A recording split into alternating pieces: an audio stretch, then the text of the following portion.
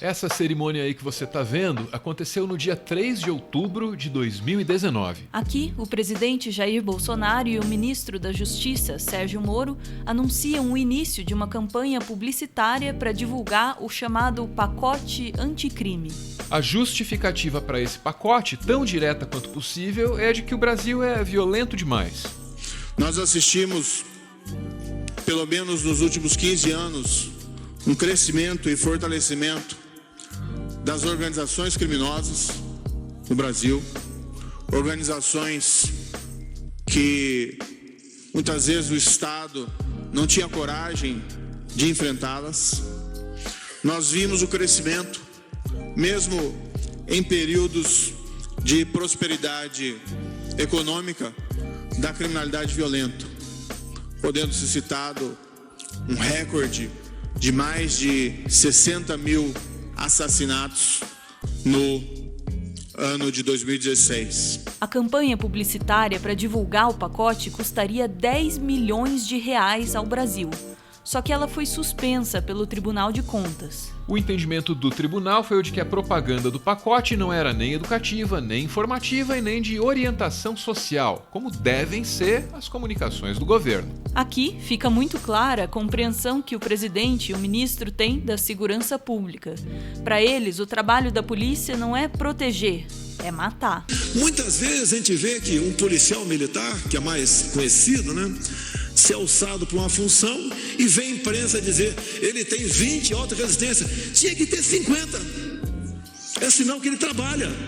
O auto de resistência é como são chamadas as ocorrências em que os policiais matam suspeitos. Então, o que você acabou de ouvir foi o presidente do seu país dizendo que quanto mais a polícia matar, melhor. O pacote anticrime do Sérgio Moro transforma em lei esse desejo aí de que a polícia mate mais. A ideia de Sérgio Moro é a seguinte: policiais que matarem motivados por medo, surpresa ou violenta emoção podem ser absolvidos pela justiça. É completamente subjetivo. Isso flexibiliza ainda mais o chamado excludente de ilicitude. E há quem compreenda que se o policial puder matar motivado pelas próprias emoções, então, na prática, ele pode matar sempre que quiser.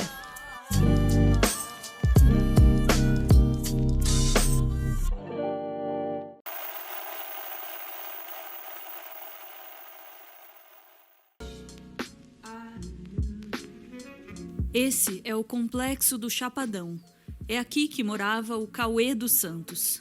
Cauê viveu apenas 12 anos nesse mundo e devem ter sido 12 anos muito duros. Ele vendia doce no cruzamento para ajudar a família em casa. No começo desse mês de setembro, ele voltava para casa com uns trocados no bolso. Deveria estar com fome, deveria estar cansado.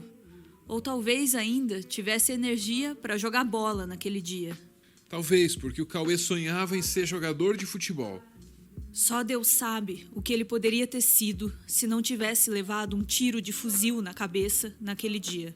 Segundo a polícia, e só segundo a polícia, o Cauê era um traficante. A voz que você ouve agora é da Nádia, a tia dele. A Nádia sabe que tipo de sobrinho ela tinha. Um policial dizer que o Cauê era envolvido, porque ele quer esconder o despreparo dele, que ele está despreparado. Ele volta para academia de polícia para poder ser um policial, porque eles têm que proteger, eles não têm que matar. E não tinha necessidade deles chegarem ali fazendo isso. Eles tinham necessidade, sim. Eles podiam descer do caveirão e mandar todo mundo parar. Mas fazer isso, atirar na cabeça de uma criança. Porque se ele realmente fosse um bandido, ele não tinha semblante sorrindo, dizendo que quer conhecer um jogador Neymar. Isso é que é triste, isso que dói nas... Por quê? Porque ele é preto, porque ele é negro, porque é pobre.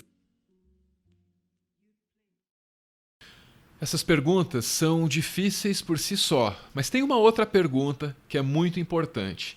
O que é que deve acontecer com o policial que matou o Cauê? Esse homem acha que nada, nunca deve acontecer com esse policial. E não, a gente não tá exagerando. É o que você vai ver a seguir.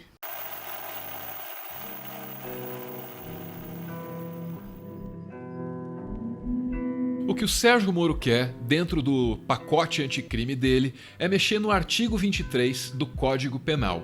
Hoje, o texto é assim. Artigo 23. Não há crime quando o agente pratica o fato.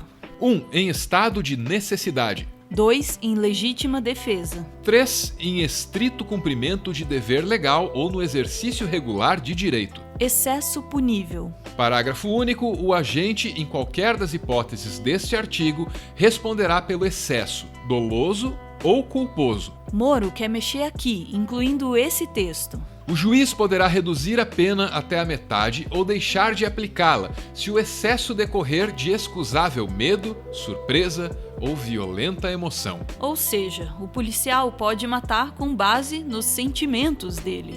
É completamente subjetivo.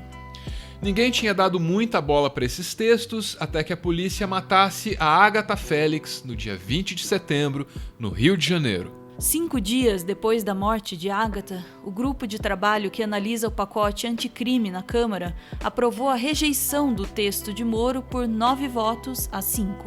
A legislação atual não precisaria ser alterada. A legislação atual, ela dá perfeita condição à defesa do policial. O policial pode e deve agir para proteger a sua vida ou a vida de outra. A legislação atual já permite. O que querem é uma sinalização de mais violência.